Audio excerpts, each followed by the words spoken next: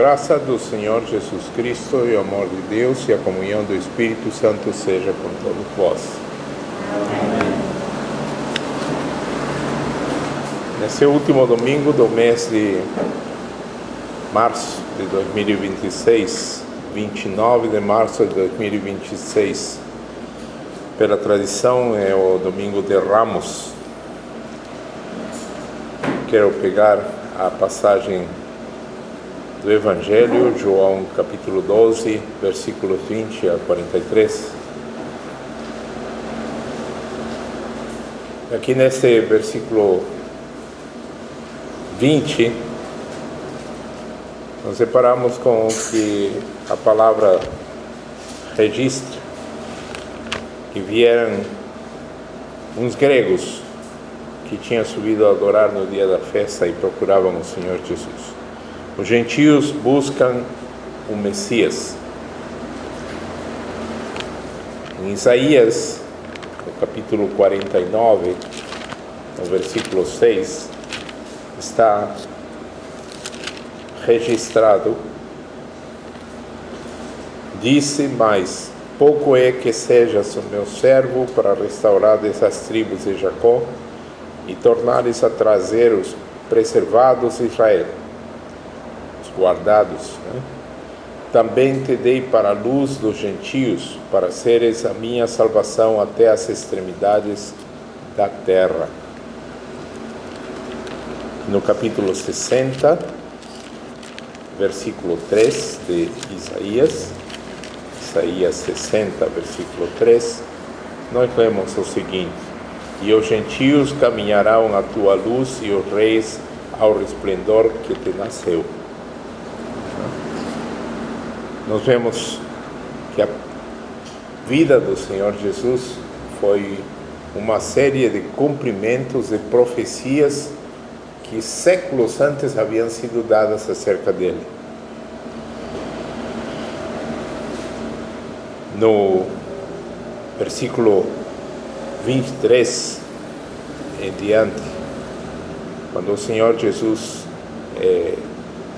disse: é chegada a hora em que o Filho do Homem há de ser glorificado. A glória do Senhor se revela na cruz, é a glória do Redentor. E ele afirma: chegou a hora de ser glorificado, a hora de produzir vida. Em Isaías também, no capítulo 53, nós lemos o seguinte, no versículo 10: todavia ao Senhor agradou moê-lo, fazendo-o enfermar. Quando a sua alma se puser por expiação do pecado, verá a sua posteridade, prolongará os seus dias, e o bom prazer do Senhor prosperará na sua mão. Isto tem relação com o que Paulo ensina aos Hebreus, no capítulo 2 de Hebreus, versículo 10.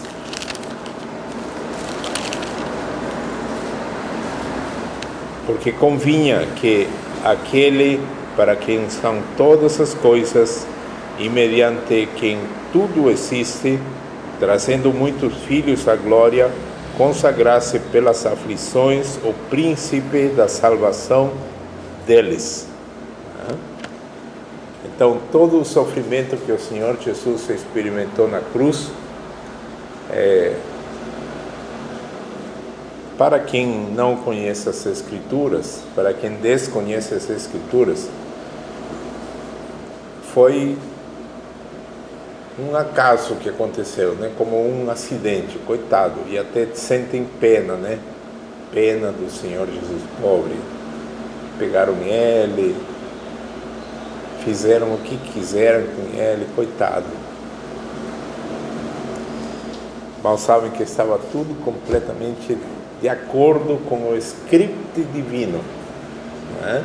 De acordo com um roteiro que séculos antes os profetas tinham recebido Séculos antes os profetas falavam de um que haveria de sofrer, apanhar, de um que deveria levar os pecados, e nem os profetas que estavam falando essas coisas entendiam o que era isso. Ninguém deles entendia. E quando o Senhor Jesus explica para os seus discípulos que é necessário que ele vá até Jerusalém e seja levantado e sofra muitas coisas, nem os discípulos entendiam. Não? E eles criam no Senhor Jesus. Nos lembramos daquela ocasião em Mateus 16, né? Que fala: quem dizem os homens que eu sou? Uns dizem que tu és um dos profetas, outros dizem que tu és Elias, outros que tu és João Batista. Coisas absurdas, né? E quando o Senhor Jesus pergunta: e vós, quem dizem que eu sou? Se levanta Pedro e diz: tu és o Cristo, o Filho do Deus vivo. E o Senhor o elogia: bem-aventurado és tu, Simão Pedro, porque isso não te revelou carne e sangue, mas meu Pai te revelou. E aí o Senhor Jesus começa a dizer que é necessário que ele fosse para Jerusalém e sofresse muito e apanhasse e tudo isso. E o Pedro se interpõe e diz: de jeito nenhum aconteça isso contigo. E o Senhor Jesus o repreende de uma maneira que a nós nos parece assim, que coisa, né? Violenta. Vá de retro, Satanás. Foi nessa ocasião em que ele recebeu essa repreensão duríssima. Porque não pensas nas coisas de Deus, e sim somente as que são dos homens. Então, seguir esse roteiro, seguir esse plano, que já havia sido revelado nos séculos anteriores, e agora, como disse o Senhor Jesus aqui, chegou a hora. Isso não era um acaso, isso era seguir um plano estritamente, ao pé da letra. E isso que o Senhor Jesus estava fazendo. Cada movimento dele, cada palavra dele estava seguindo o que estava escrito. O Senhor exige, versículo 25, o Senhor exige renúncia, entrega e fidelidade. No versículo 25 de João 12 está escrito: quem ama a sua vida, perdê-la. E quem neste mundo odeia a sua vida, guardá-la-á para a vida eterna. E ele continua dizendo: se alguém me serve, siga-me. E onde eu estiver, ali também estará meu servo. E se alguém me servir, meu Pai o honrará. O Senhor Jesus exige renúncia, entrega, fidelidade. Um terceiro ponto, poderemos ver a submissão do Filho à vontade do Pai. Está nos versículos 27 a 30. O Senhor mostra a sua humanidade e ele declara a sua visão. Onde mostra a sua humanidade? Versículo 27.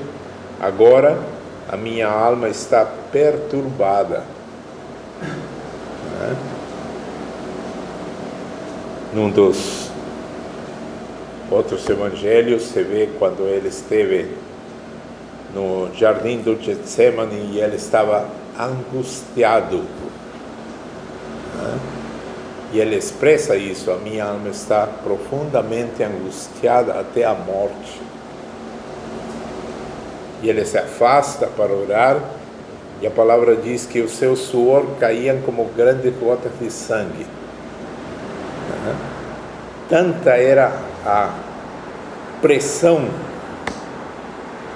que sua natureza humana estava sentindo. Mas por outro lado, ele declara aqui também no versículo 27, declara a sua missão. Que direi eu? Pai, salva-me desta hora? Mas para isto vim a esta hora. Ele sabia exatamente qual era a sua missão, o que ele tinha que fazer. Lá no jardim do Getsemane, ele ora, né? Senhor, se possível, afasta de mim esse cálice, todavia não seja o que eu quero, e sim o que tu queres. Essa luta da humanidade para não passar por tamanha angústia, por tamanha tribulação.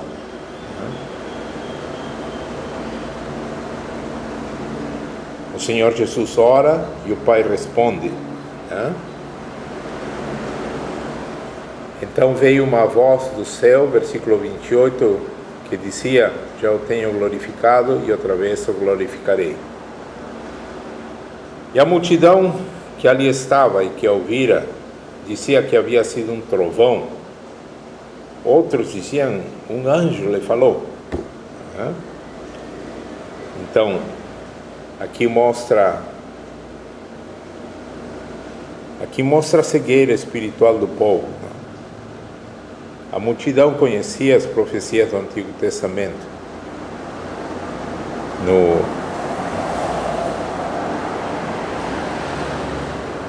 Eles eram judeus, participavam dos estudos, podemos dizer, estudos bíblicos do Antigo Testamento que aconteciam nas sinagogas. Então eles conheciam as profecias, mas ignoravam o sofrimento que está escrito em Isaías 53 ou no Salmo 22.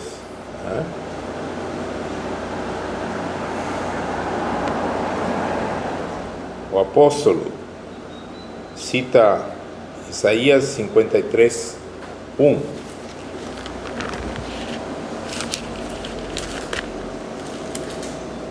Quem deu crédito à nossa pregação e a quem se manifestou o braço do Senhor? Nós havíamos lido o versículo 10. O Senhor agradou Moelo, fazendo enfermar, quando a sua alma se puser por expiação. O capítulo 53 é o capítulo chamado capítulo do servo sofredor, porque mostra todo o sofrimento que o Senhor Jesus passou na cruz do Calvário. Voltando aqui para João 12, versículo 30, respondeu Jesus e disse: não veio esta voz por amor de mim, mas por amor de vós. Agora é o juízo deste mundo. Agora será expulso o príncipe deste mundo. E eu, quando for levantado da terra, todos atrairei a mim. E dizia isso significando de que morte havia de morrer.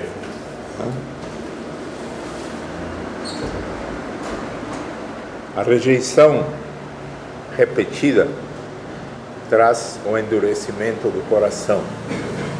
O povo de Israel repetidamente rejeitou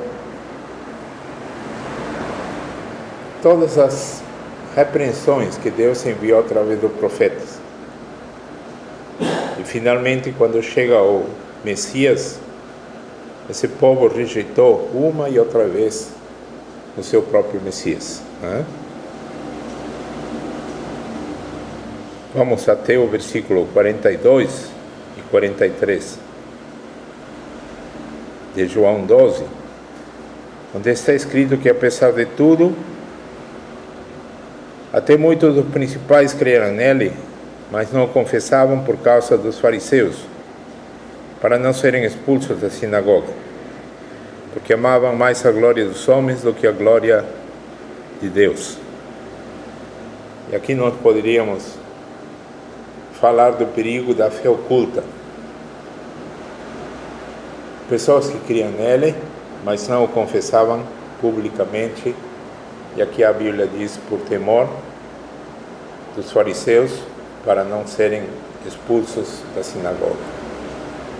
Quantas pessoas hoje acreditam em Jesus, mas não expõem publicamente para não perderem certas coisas nas suas vidas. Queira o Senhor Deus dar a cada um de nós a firmeza necessária para seguir ao Senhor em todo instante.